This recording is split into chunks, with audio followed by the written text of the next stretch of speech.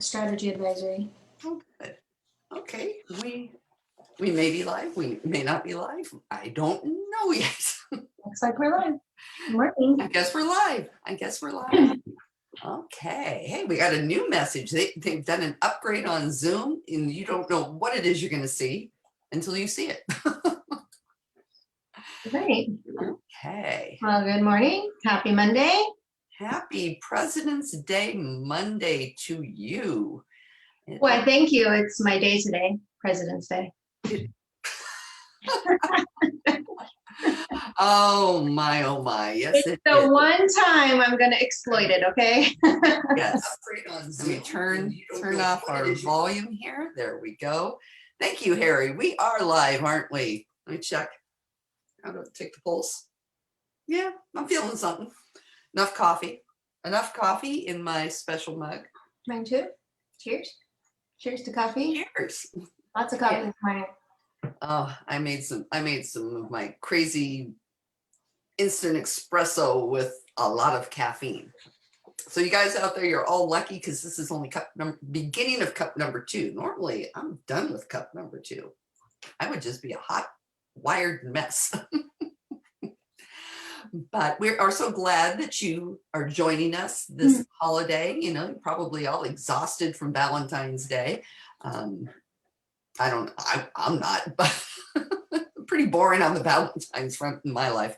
But anyhow, I'm happy to be here. How about you, Lori? Do you have a good weekend? I did. Had a lot of work to do this weekend, so to catch up, because obviously we had CAR the last 2 weeks. So that consumed a lot of our days, and so had a lot of work to catch up on. So that we did. I'm suffering from a severe case of Zoom rear end. I was happy that I was out and about this weekend just to be moving, because that's a long time. You know, I mean, I loved when we got to our meetings in person, and this year, if we weren't having this little pandemic thing going on, we would have been in Indian Wells, where we would just be running back and forth between conference centers. But this time, no, there was no running involved. And yeah. You could go from what? I need to start doing some squats. Yeah, I mean, normally we're limited with how many sessions we can attend in person because it's, consolidated into 1 week and things overlap. But on Zoom, the beauty of it is less overlaps because they spread it out over multiple weeks, which means you could literally sit here all day and go from meeting to meeting, which is what I did for the most part. So I attended more than I normally would have the opportunity to attend. A lot of what I was hearing, I don't know about you, Lisa, a lot of what I was hearing was stuff I had already been hearing because of attending the Friday town hall meetings and other sessions in the last several months. So I was literally thinking, just before we got on, like, so what were my takeaways? Because so much of it I had already heard. Yeah. But I do have some info. And we tend to hear the same thing over and over and over if we're in any of the policy committees. And for you of those of you, whatever it is I'm trying to say, more coffee, that aren't familiar with what the meetings are at CAR. I know we've gone over it in the past and a lot of people were very interested, but we do a lot of policy work, not to be confused with political work. We're doing policy work, law type stuff. And we do it on a state level for the state of California. And we also have things that go to the federal committee, which is then taken onto NAR to, for the California position on certain things. So we have these like home ownership housing, which is probably the most redundant name committee out there, but it's my favorite committee in the policy committees, which is, matters involving homeowners. And then they have investment housing for investors, and land use and environmental, transaction and regulatory, taxation and government finance. Yeah, those are some pretty dry titles, but there's a lot of fascinating work that goes on in those committees. And then those committees have to go to either California Legislative Committee or the federal committee to get passed. So we get to all hear it one more time. And then whatever makes it out of those committees goes to the board of directors, where we get to hear it for a third time. So the eyes are glazing over and you're just like, oh my God, the 2/3 vote versus 55% for anything that's going to have to do with affordable housing in the state of California, and argue, blah, blah, blah. Yeah, I was glazed over at that point. But Yeah, and it's, I'll sort of reword it. It's not arguing, it's, you could good claim it's discussion. arguments. What? Good discussion. Yeah, it's discussion. It's different point of views. Everybody has different experiences, and within different parts of the states, some things are impacted differently.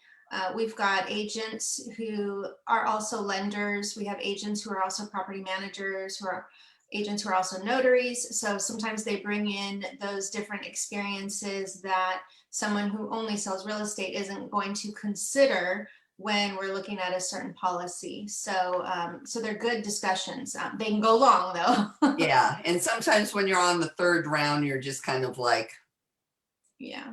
okay, but it's worthy work. It's very worthy work. If I didn't want to know about it, I wouldn't be in the 3 committees to listen, or the 2 committees in the board to listen to it. But yeah, it was good meetings. What was your biggest takeaway, Lori? My biggest takeaway? Any takeaway? Yeah, I mean, there are a couple. I mean, clearly I'm more in the lane of the risk management and compliance. I don't love homeownership housing. It's fascinating, but I don't love it. This is why we're the perfect Venn diagram. I mean, the stuff that I love, she loathes, and vice versa. I can't say that we loathe it. I mean, I'm fascinated by the things that you're fascinated by, but I just let you be fascinated by. Yeah, no, but it's amazing how it gives you more context when you attend those meetings. Even if you don't love those meetings, it just gives you more information. You get to read the materials, then you get to hear the discussions over it. And so it definitely adds context to the words on the page, that by the time we get to the board meeting, when they just, spit out the motion, if you didn't attend those other sessions, you don't really know what the question is. Mhm. So, I tend to go member legal services, risk management, defense strategy advisory. That's my lane. So I don't know that I had one major takeaway. I think you and I had a similar takeaway, which should I just throw it out there? Just throw it out there. So this came up in the risk management forum. That's a cool forum because we have representatives from each of the 31 regions across the state. It's kind of confusing because Orange County is region 32, but there are only 31 regions. So one of them consolidated years ago. So we'll just call it MIA region. Yeah. So we're region 32, but there's only 31 regions. So there's a representative from each of the regions who will, in person go to the microphone, on Zoom, get unmuted and basically give a quick summary of the major issues they're seeing in their areas and the emerging issues. And so I have a list of them and I'll kind of skim through it. But the one that was really a standout, and a couple other people reached out and said, hey, did you catch that? Was that new home builders, there's at least a couple of new home builders, and I'm not clear whether it's regionally or statewide, but a couple of the builders, I didn't even catch the names of the builders. No, one was Shay. Okay. But I'm not sure who the other one was. So they were saying that within their contracts, the builder's contract, buried deep within was a reference to the agent being the agent. And versus we all feel, hey, we register the clients and now it's a referral. And so we know sometimes they consider it a referral, sometimes they consider it a commission. But the concern was that, hey, we might actually be agents and have an agency and a responsibility in this transaction, and we didn't even know it because it's buried within the contract. So it's something that was briefly covered. It caught a lot of attention. So a lot of people at the state level and also locally are going to be looking into it a little bit more. So we'll bring information back as soon as we can find out, but we wanted to make sure to bring it up today because if you are representing a buyer in a brand new home, be on the lookout for that. So, we don't know for sure if it's across the board, everybody, or if it's, a couple of builders in a couple of areas. But if you're taking clients to new home builders, be sure to pay extra attention and look for that. Ask a lot of questions so you know whether you have the Department of Real Estate responsibility of maintaining a file. That's one of the main takeaways is, hey, you may have to have the whole file versus, hey, here's the referral agreement and then here's the closing package. Yeah, and that would be something, that would affect anybody, showing the new homes and, probably even the brokers don't know about this because it's definitely was something new. And we will be keeping you up to date on that, both here and probably through the OCR, Risk Management Committee. I know that we're going to be looking into it as well. And there was another thing that they had about files, which I just about fell out of my office chair. Good thing it has arms to hold me in. That somebody got up for their report and said, we all know that you need to have your PED on file or your PED forms on file for the house that your clients write an offer on and open escrow on. But what do we do with the rest of the PED forms? And I'm like, wait a second, what? He's like, wait, there's just so many and we just don't know what to do with them. And it's so confusing and there's no clear instructions. And I'll throw out there, it was more than one region that asked that question. That actually, it's not a question. One, thank God, because I had to go to my other committee. No, there were a couple. So clearly, and I think it was mentioned in the member legal forum too. Maybe it was the same person, I don't know. But yeah, that really struck me too, because, for those of us nerds, this is pretty remedial. We all know, and we've said it a number of times here. Anything you receive for your listing, you keep. Anything you write for a client, you keep. The retention policy is 3 years. There's no confusion. There's no gray area in my opinion on this one.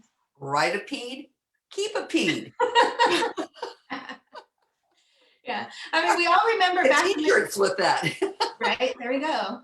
Make peace with your PED, keep your PEDs. Gosh, there's so many phrases a year from now we're gonna just say, interesting. But back in the day before electronic, we'd go show buyers and I don't know about you, but I'd keep a folder and all the MLSs, the printouts from what I folders, any offers we wrote, my agency, it was all in a folder. So just because we are electronic doesn't mean, don't make a mess over there. I'm knocking books over. Just because we're doing things electronically now doesn't mean we don't maintain that folder. You just have a digital folder. Now I wouldn't, I would organize it by buyer. So for this buyer, I wrote X number of PEDs. Somebody wrote in the comments, Claudia, oh, for PED's sake. That's a good T-shirt. That's a good button. Let's make buttons for that one. We can make coffee cups. That's funny. Oh, so yeah, so that one was quite annoying. That, like I said, it came up more than once. Well, now that I was showing you on my folder, I closed my page that had my risk management notes on it. So let me find it again. Yeah, we have some comments in here about the new homes. People went in and referred a client, a straight referral. Suzanne, brought up buried in 300 pages of new home contract. This is stuff your client's signing this stuff and you're not seeing it. It's in there. It may be in there somewhere. So, this is going to be an interesting thing, really. And, this is something we will be definitely exploring because there is a lot of new construction right now. And it's kind of like, sellers and their homeowner HOA documents. They pay for it, but they never see it until it's like something nasty happens. And this could very well be the same situation. Somebody else is signing the paperwork, but your clause is in there somewhere and you just don't know. Yeah. Yeah, so I'll quickly kind of summarize the comments from across the state. I think it's interesting and important for us to know some of the issues that happen across the state, because ultimately they either start here in Southern California or they will end up here in Southern California. So we have to be aware. So fire insurance issues, getting fire insurance is an issue.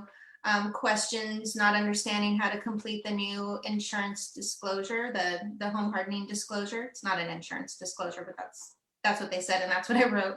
The love letters, delays on appraisals.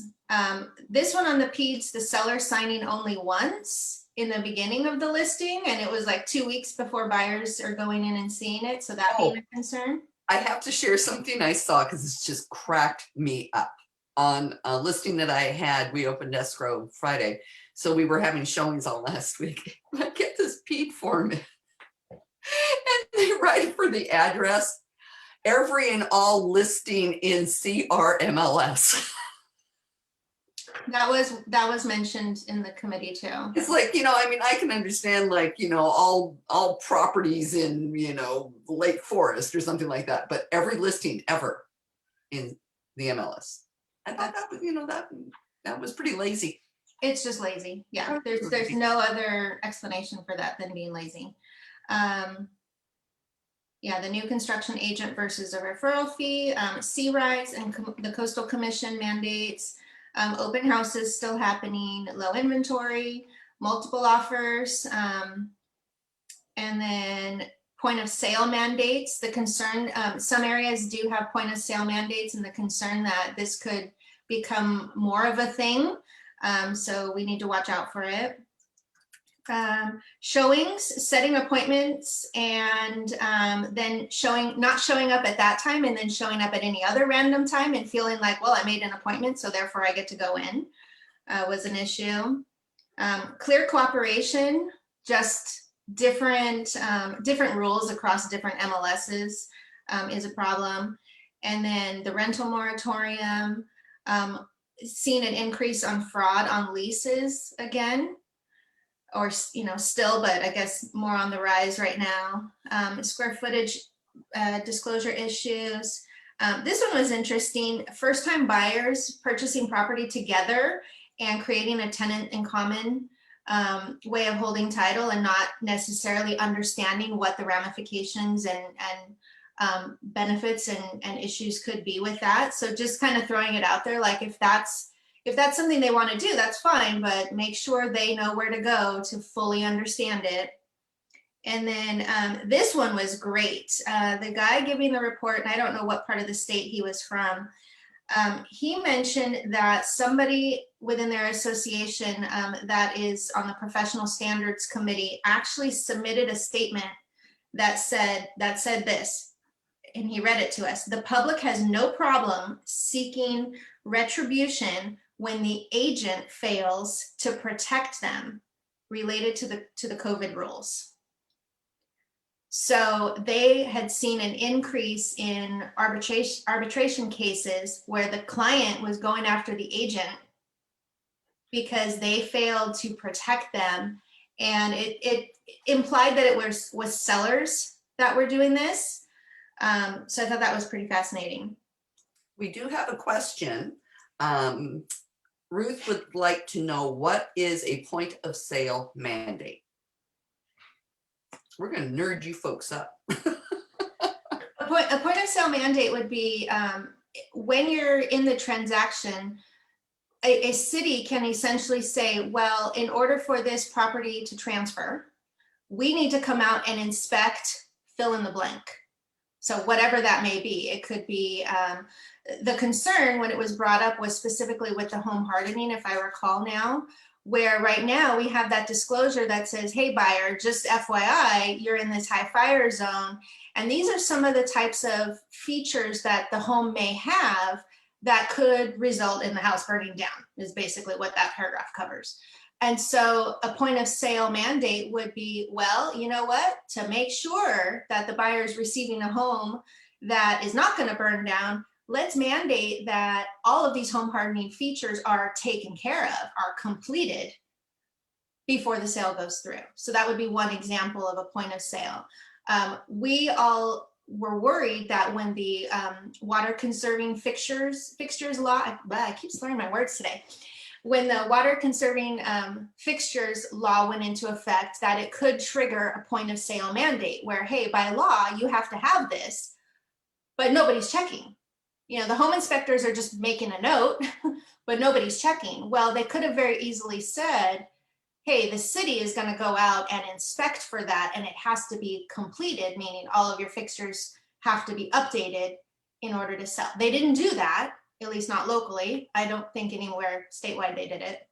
Not that I know of. You know, something that was interesting, because I'm selling property in an area that I'm not, you know, 100% familiar with, and I didn't know if they had any point of sale mandates. And I found it was interesting online that there was a couple of escrow companies, I don't remember who they were, they just showed up on a Google search, that had you know, Los Angeles County and all of the cities with the different, you know, that had different mandates. In Orange County, you know, there's only a couple in Orange County. We are very fortunate. Yeah, one of them's Laguna Woods, another one's Laguna Beach. I want to say the third one was Newport, but I could be wrong. But LA County is rampant. And they had a couple for Riverside County. I think it was Palm Springs. They in a few other places that do smoke detector inspections. And, you know, for them, that's a point of sale mandate. Yes, it's required by state law, but the city says, we want to go see that you actually have working smoke detectors in your property. So, you know, that's another example of a point of sale mandate. But if you're ever doing business in an area you're not familiar with, definitely check into that, especially if you're venturing into LA County. Up north, it's, you know, wackadoo up there, but it can be pretty nutty in LA too. So, you know, just always check. It's one of those things that, you know, we take it for granted because Orange County, we're very fortunate that we don't have to deal with that in most of the cities. But, you know, some of them are, like Ruth says, you know, LA County requires retrofit and updates must be done. And yeah, you know, there's a lot of that that goes on in a lot of the cities, because guess what? They get money. So, in fact, I think I was checking Laguna Beach, and they were like, yes, we're going to be doing a home sale inspection, and you have to have a business license in Laguna Beach to be selling a house. You know, now I'm not going to say that's gospel. That was just what I saw on this one site. And it's always good to remember, if you're not really familiar with an area, sometimes doing a referral with somebody who's an expert in that area is better. I ended up having a custom built home listing in Laguna Beach a few years back. And, you know, at the end, I just said, you know what, you need somebody local, because folks down here are just nuts. And, you know, just give me my 35% off of a multi-million-dollar property. So I take that all day long and let somebody else deal with the headaches that they need to know. Yeah, it's good advice. You know, if you feel, well, it's local enough, you know, and you don't want to refer it, be sure that you reach out to a local agent. You know, we all meet people, we all network, whatever organizations you're involved in, you know, there's some element of networking and referrals that go on and friendships that are made. So it's so easy. I mean, we have a lot of friends in LA, you know, we could always call them and say, okay, give me the lowdown. In fact, I got a text message a few weeks ago from a broker in San Diego who said, hey, are there any point of sale mandates in Orange County? And I said, well, certain cities may have them. I'm not that well versed on it, but here's a resource you can go check. You know, because I'm okay with being the resource of the resource. I didn't want to necessarily give the information because I don't know all of the requirements for all of the cities. So, you know, you build those kind of relationships where you can just reach out to other people too, and they may reach out to you to ask those types of questions. So, good question. Yeah, wonderful question. Yeah. Let's see. Properties with ADUs being put in the MLS as duplexes instead of single family with ADU. In some areas, turning over the transaction to a non-licensed TC, who then ends up doing TC work, seems to be a big issue in some areas. And then just issues with showings, agents putting combo lock boxes and then going MIA and not giving the combination. So let's see, homelessness, broker supervision, and county recorder's systems going down often. I didn't hear about that in Orange County, so I don't know where that was. But so that was kind of the risk management highlights. What was the other highlight, I think, from the forum on forms? Yeah, so the forum on forms, so unfortunately I didn't get to listen to the entire thing. So I just caught bits and pieces, but a couple things I'll start with. Number one, if you're doing property management, because of the extension of the rental moratorium, all of the forms related to tenants not paying and documenting, how much they're behind and what their rights are, and then declaring that they have a COVID reason, all of those forms have been updated. And so if you're doing property management, you need to know that. We're not going to cover it in depth here because not everybody's doing property management. And, we really should be encouraging people, our clients, to go seek the advice of an attorney anyway. You don't want to do it wrong. So those are out. If you need them, then go look for them and go find that information. It's online. But the other big thing is we heard about it last year that the RPA was changing, and it was delayed because of COVID. And so that gave them more time to really improve even further the new version of the RPA. So the new version doesn't come out until December 2021. So we've got many months before it comes out, but we'll start to see a lot of training beginning in August. So just be on the lookout for that. We'll, of course, announce it, and at Orange County Realtors, we will have Gov Hutchinson come in and teach it. And I highly, highly encourage everybody to attend at least one of those trainings, maybe a couple, because I'll be honest, every time I hear Gov speak, 75% of it I've heard already, I already know. The other 25% I pretty much know, but there's always one new thing that I thought, I didn't catch that the last time. I don't think he said those words last time. So even and also when it depends who's in the room, who asks what question too, because Yeah. somebody can come up with something out of left field. You're just like, oh, whoa, didn't hear that one coming. So Yeah, so I happened to listen to him multiple times. So the purchase contract is going from the current, 10 or 11 pages for the actual RPA to like 15 or 16. I have the draft, I'll be honest, I literally opened it and I haven't looked at it. But unfortunately I was out and about and getting phone calls, so I wasn't able to listen to the whole conversation about what's changing on the RPA. One of the main things we know is that they're adding a table of contents. They're actually adding like a summary page first that is essentially a table of contents. And the summary page is the highlights. What are the things your buyer is negotiating? So the price, the terms, their deposit, if they're going to ask for home warranty, etc. So all of that is on like 1 or 2 pages at the very beginning. And then there's somewhat of like a table of contents that references, well, here's where you're going to find this information on this other page. So that expanded it a handful of pages.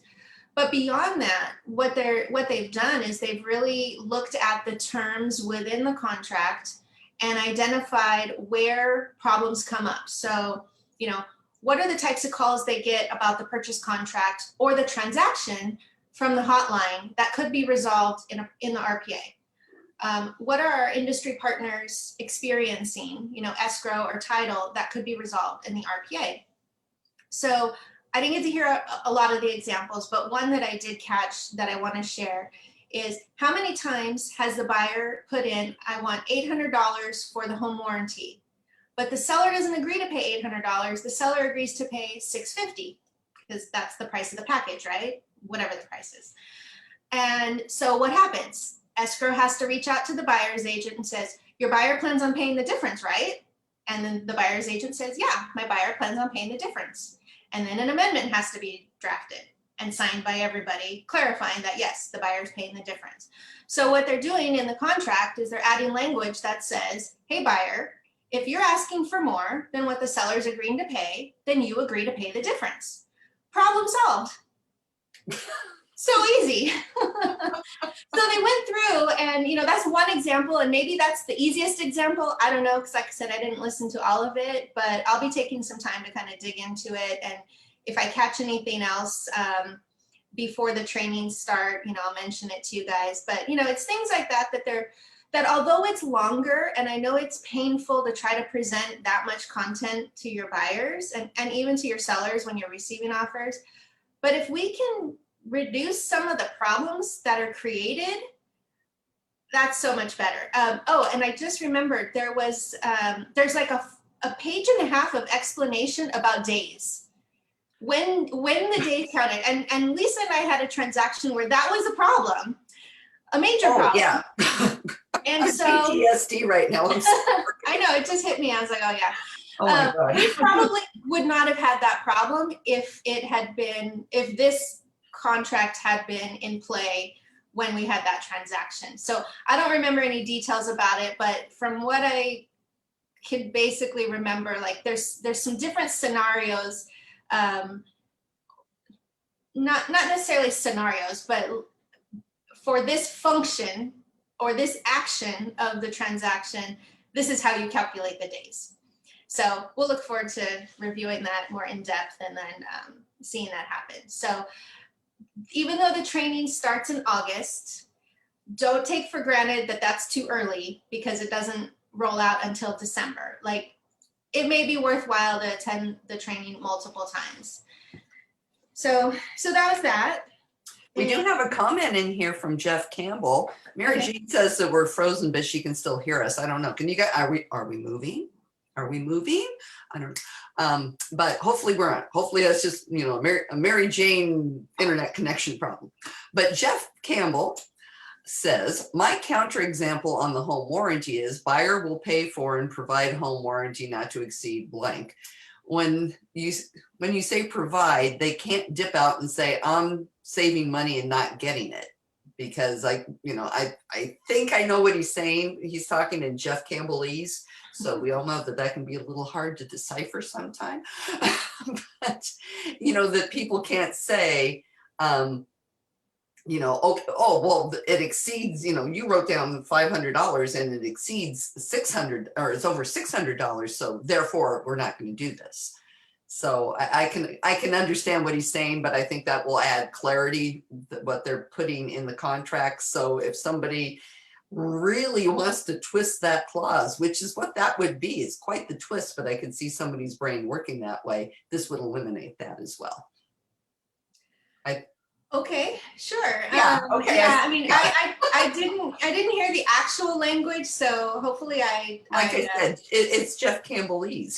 There's only so much I can do. I'm not fluent in that. But hey, yeah. That reminds me. You know what next week is? No. It's the last Monday of the month, and you know what last Monday of the month is? That's when we have our Zoom meeting party. And I want everybody that went to the CAR meetings virtually to be on the Zoom. And we're going to bring you guys up because there's a lot of good stuff going on in the comments that we could probably have a good discussion on. And we want to bring you guys on with your best takeaways. We've got Pam with, I'm sure she's got just ridiculous stuff to share. And Mike White's got stuff, Jeff's got stuff, everybody's got some good stuff. So be sure to register. I'll get that link out early because, I'll get that link out early and we will do that next week. So it'll be Zoom party. Just grab your robe and your cup of coffee. Robes? No, you have to be dressed. Like, come on. You're going to be on camera. Well, it's 9 o'clock in the morning. You got your PJs on. You want to be dressed. Well, no be robes. Comfortable, kids. Be comfortable. Be comfortable. I'm wearing like a wrap, but don't. I'm wearing workout stuff. I have to run to show houses, and then I have to. Well, we won't get into what I have to do today, but today's a tennis day. I have a rule with my clients. You see me 3 times dressed up, and then after that, all bets are off. You never know what I'm going to be seeing. By then, we're family. Got it. Oh my gosh. Speaking of that, I saw some really interesting stuff this weekend when I was showing property, when I was dressed nicely showing property. And I'm not showing in Orange County. I'm showing out in Riverside. And it was, Jeff came to my rescue. It's judges' robes. We're going to be wearing judges' robes. Okay, that's fine. That's fine. Anyhow, so I'm out in Riverside and I'm setting appointments. So it's like, be at this house at 1:30. So I get to the house at 1:30 and I see groups of people all out front. And I'm like, I thought I had a 1:30 appointment. What's up with this? So, there's kind of like a 6-foot spaced line out, from the front door of this house. And I asked gal, I'm like, hey, you got an appointment for this? And she's like, yeah, 1:30. Wait a minute. And then somebody comes up behind me and she's like, oh, are you waiting to get in? I'm like, yeah, do you have an appointment? She goes, yeah, 1:30. And it was like, wait a second. What is going on here? And they're like, yeah, they told me 1:30. And so the agent kind of had like, I felt like I was at Disneyland kind of, on one of the conveyor belt rides, where you would just stand there and wait for the party to come out the backyard and then it would be your turn to go in. She didn't really tell us that she was going to be there. I was under the impression I was coming in on a lockbox by myself with my clients, but she's there at the door, put on your booties, do this. And like, it's wood floors with booties. And I'm just like, we're all going to die, but don't, I gave everybody an antibacterial wipe. So at least they could hold on to the stair rail so they wouldn't all, have us all tumbling down like dominoes going down these wood stairs. But it's just like, just show up and wait in line. And when I made the appointment for the next one, I'm like, okay, I would like to have an appointment for 2:00. And they're like, oh, well, just show up. And when when it's your turn to get in, just go in. And that agent was in the house again. Another huge line because nobody's being given the consideration. Nothing's being sanitized. Nothing's being wiped down. And that stair rail probably was the first cleaning when me and my clients all went up it with antibacterial wipes, and which I had to provide. There hardly any of the homes had any PPE at all. Maybe a token bottle of hand sanitizer. No wipes. Thank God. I ended up lugging my little bag that's full of Lysol wipes and gloves and this and that with me because I had to wipe down everything, and I can guarantee you nobody else was doing it. And I got to say, a couple of them, I really didn't do a very good job because I've got people outside that are waiting to come in, and I'm just like, so it's the Wild West out there. I think people are getting really slack. And it was interesting because another agent came up at that first house, and they were from Temecula, Murrieta area. And he's like, do you have an appointment? And I'm like, yeah, I'm 1:30. He goes, yeah, I'm 1:45, but I wasn't expecting this. And I'm like, I haven't really seen this too much in Orange County until yesterday afternoon. But he says, they're not having issues quite like that down there because they're a little bit more communicative. Yeah, this is, number one, it violates the rules, but number two, it's just disrespectful. How are you supposed to plan your day when you've got this time slot and, 5 other parties are there? Yeah. And I'm seeing it in the comments here. This is, it's just bad. Yesterday, I didn't know who was supposed to be going in a house at a certain time. We showed up and I'm like, am I in line? And they're like, oh no, you're the 4:15. You go ahead. We're just early. Okay.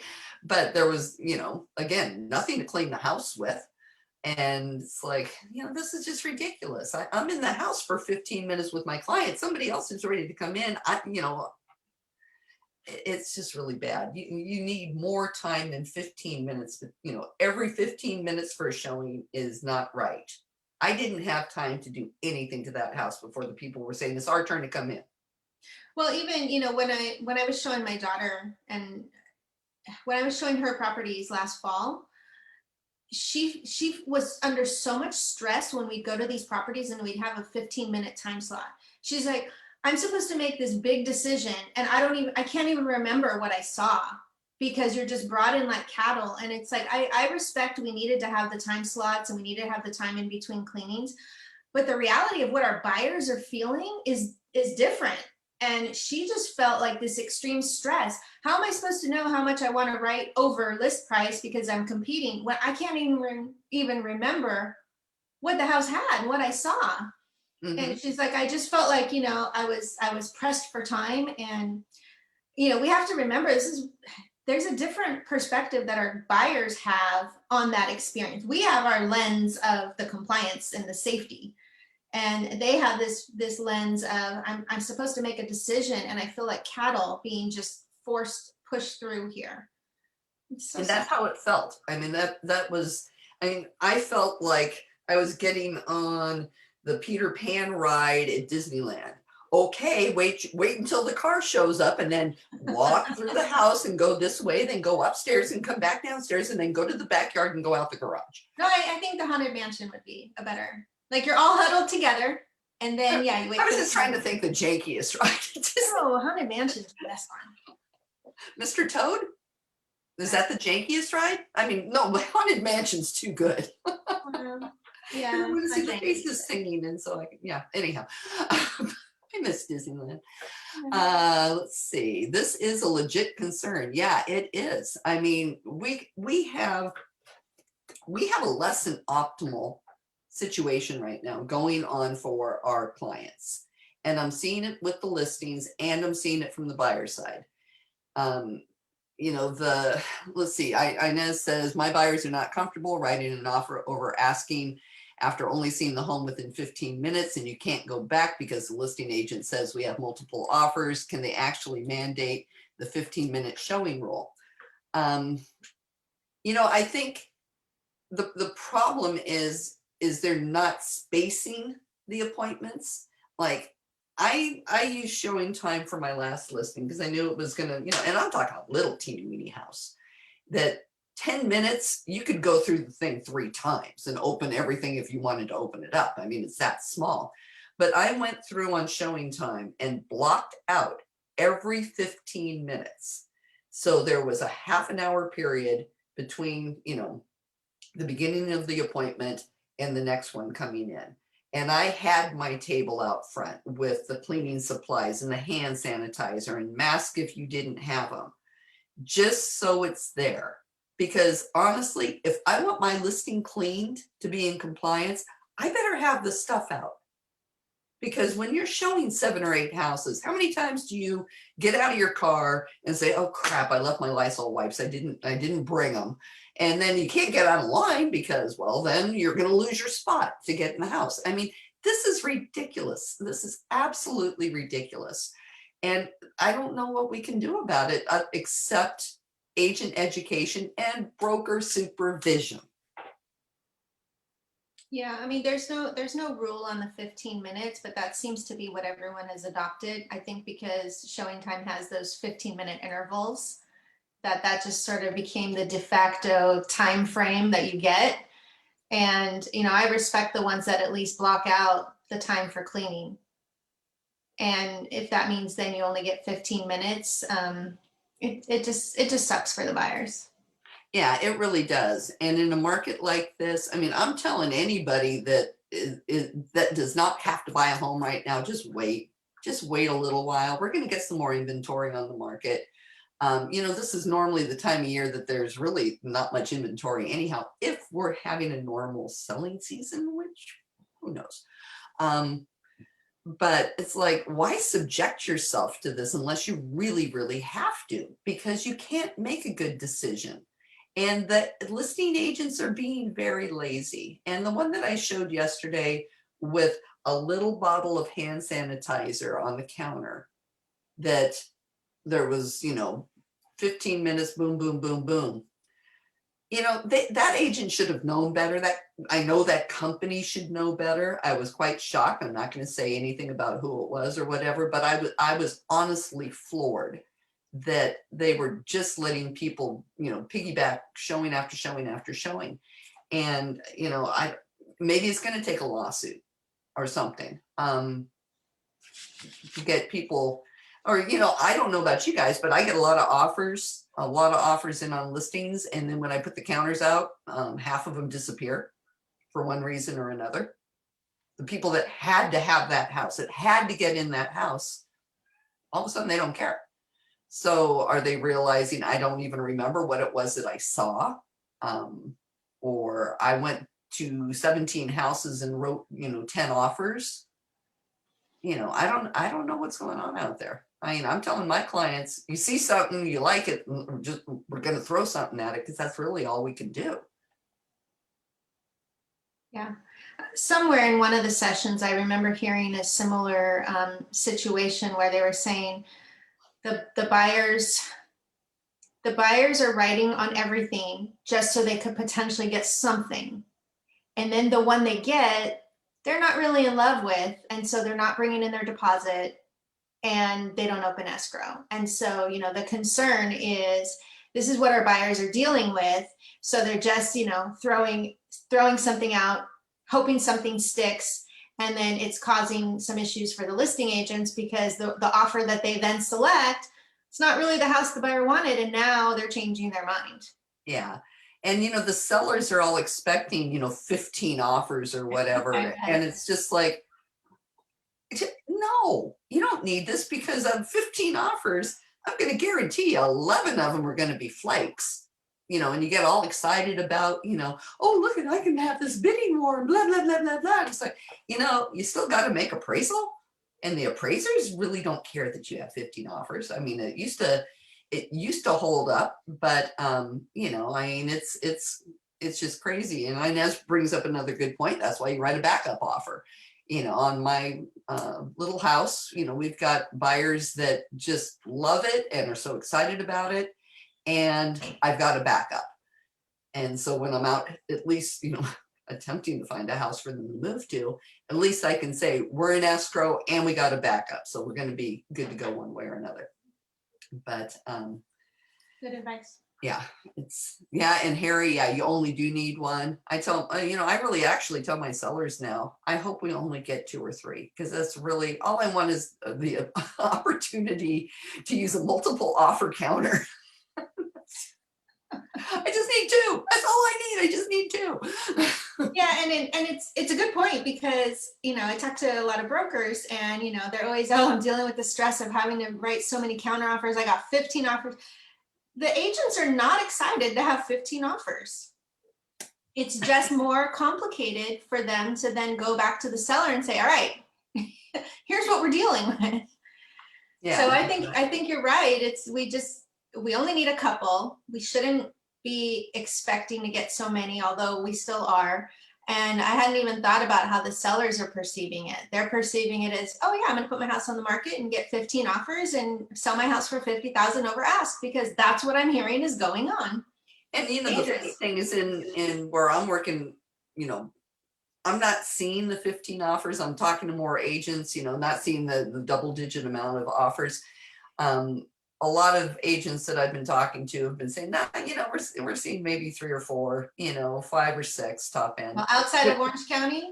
No. It's some of Orange County. I'm telling you, outside of Orange County, that's what I'm hearing from my broker clients. Every property is double digits. No, what I'm dealing with my buyers that are buying in Riverside, it's like don't get your hopes up. Don't get your hopes up on anything that you see. And it's really sad, because they're contingent. We got to close that house. And it's going to be really hard. So, it is what it is. And hopefully the market gets a little bit more normal. That would be kind of a nice thing. And speaking of when you're writing the offers and your clients are telling you to write those letters, can I write a letter? Can I write a letter and tell them about my family and put in a picture with my dog? And I know we've beat on this a million times, but mark your calendars for 4:30 on Thursday, February 18th, because our little sibling Facebook group, Deliberately Fair Housing, is going to be doing a deliberate discussion on buyer love letters, a little belated Valentine, about what's happening with that, because that's still an issue. We're hearing that a lot. Some people think it's been discussed too much, but honestly, I don't think so, because it's still happening. And again, Broker supervision, if the brokers are telling their agents, don't write them, or if you write them, make them very neutral and, property specific, then it would be okay, but we're not seeing that. So join us for our talk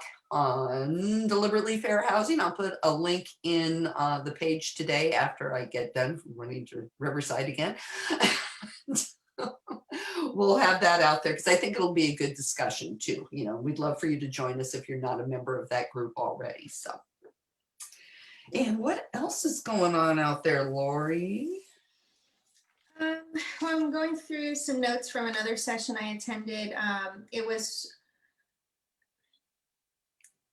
We had a session where a couple of attorneys were presenting, and they were telling us some of the claim trends, the E&O claim trends and legal claim trends. And they said the number one thing that they see claims against or for is someone getting outside of their lane.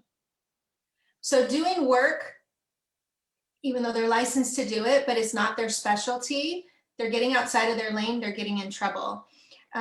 So one of the comments was, property management related, that implied property management. You're not actually doing property management because you're not getting paid for it, but you're basically acting as a property manager. That's being outside of your lane. We asked the question about any legal claims that this particular two law firms were seeing related to the pandemic, and they stated that they had not seen anything yet, but that doesn't mean that there aren't things in the works. Just their law firms, they haven't happened to see anything yet. And then an interesting point was California has a reputation in the insurance industry that E&O is not making money. They're paying out more than they're collecting. So we're seeing a lot of companies not wanting to provide E&O insurance. And so that's a problem for us. So for those of you brokers out there, if you see your rates going up, it's because the number of providers available are getting less, becoming less. Carriers are also keeping an eye on dual agency claims. We had someone from the legal hotline present, and they were saying that an issue they're getting a lot of questions about, and they shouldn't be, is when sellers are selling a tenant occupied property and then the agent is acting as the property manager, trying to find out, how do I handle this transaction when we're selling it and there's a tenant in the property? What can we do? What can we not do? What forms do we need? So again, they're acting as a property manager. There's also a lot of questions, on the flip side of that, buyer's agents calling in saying, we're writing an offer on a tenant occupied property. How do we navigate this? And so, again, that part of it's not our lane. And it's tricky because we want to be able to answer those questions for our client. But because of the rental moratorium, the rules are so complicated. The advice from the outside attorney as well as the CAR attorney was have your client talk to an attorney, a real estate attorney. Honest to God, real estate attorney that is familiar with the rental situation, because you can say you're a real estate attorney. Are you a real estate attorney who's putting together large corporate commercial transactions that doesn't know anything about residential rentals? Right. And attorneys have to do the same thing. Attorneys have to stay in their area of expertise. So, we have to do the same thing as the attorneys need to do, and the attorneys need to do the same thing that we're supposed to do. Stay in your lane. Yeah. A real estate attorney that specializes in landlord-tenant relationships would be the best. Exactly. Let's see. A lot of questions coming into the hotline about Prop 19. Again, refer them to an estate attorney. Yeah, that's an important one. Stay out of it as an agent. That's, it's somebody's estate you're messing with. Just, I know a good attorney, or let's, ask around and find yourself a good attorney, because, that's something we really don't need to be getting involved in too terribly much, because it is really, really, really highly detailed. And they're still learning too. The attorneys are learning as well. One thing that I saw in the comments that we'll kind of maybe discuss next week or sooner or later is the Pac-Man acquisitions going out there of companies such as Zillow buying Showing Time, and you know, this is, you know, will not be antitrust talk. It'll just be discussion, because a lot of people are concerned about where their data is going. And, you know, why did Zillow buy Showing Time? I'm using Showing Time. Is this a good thing or a bad thing? Should I quit using Showing Time? You know, if we can get some information on that, I'll share whatever I can, you know, that I see in the trade publications. But I know that that has been a talk because a lot of people were concerned about it. And basically, you know, they're just data mining. They just want more data. But it is an area of concern. You know, I'm seeing it come up a lot. So if we see anything on it, you know, if there's going to be any change of anything. Yeah, NAR put out a good statement within their hub, the internal communications portal. And since I'm a director, I saw it. I can't specifically recall what it stated, but they put out a good statement on it. So we can share that statement.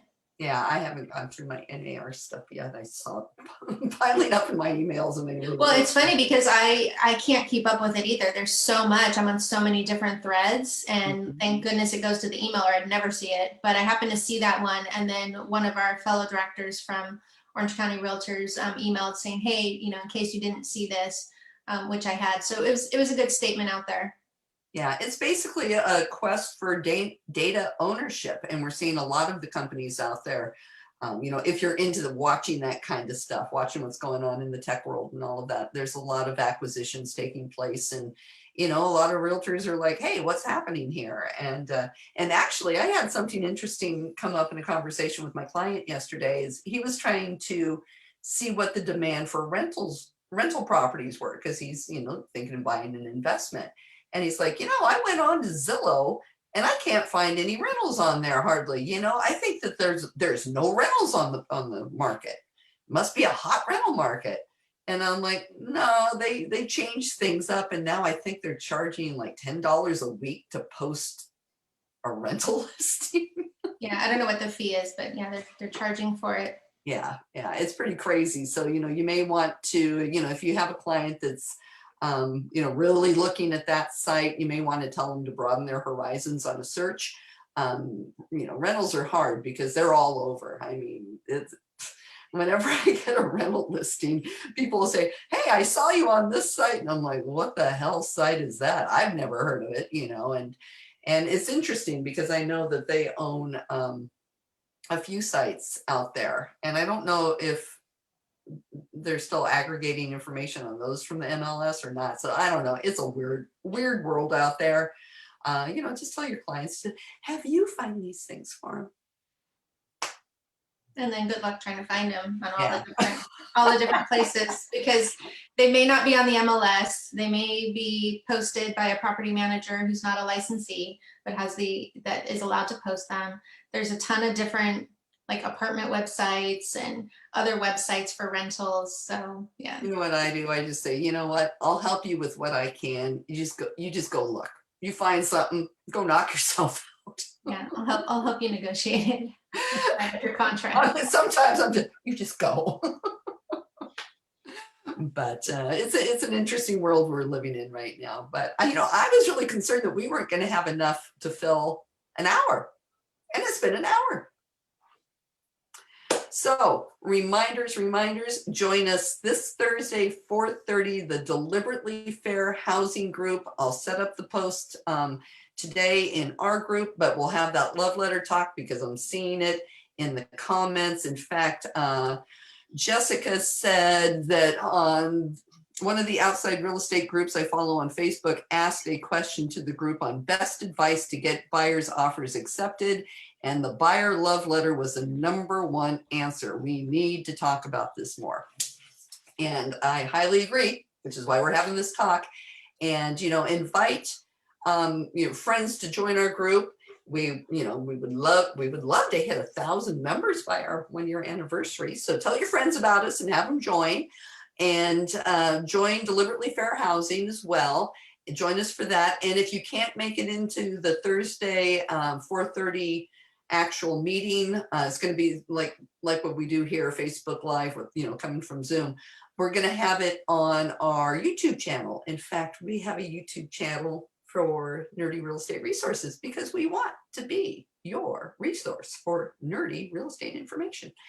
So that channel's getting set up. So if somebody's not on Facebook, you can refer them to the links on YouTube. So those channels are getting set up, but we will have the buyer love letter talk. I want that posted on both channels because I think that's going to be information that needs to be out there. And tell a friend, share it with a friend. So, any parting words, Lori? No. Other than Happy President's Day. Happy President's Day. Happy President's Day, President. Miss Well, thank you. Madam President. Thank you. No, just keep your eyes open, share things that you're seeing, and let us know. And I look forward to our conversation next week with people on live. That'll be fun. That's the other reminder. We'll get that registration link out there, and it'll just be our monthly little coffee clatch. So we can hardly wait for you guys to join us. So we will see you then. Everybody have a good day. Bye, everyone. Sell a house. Safely. Yes, safely.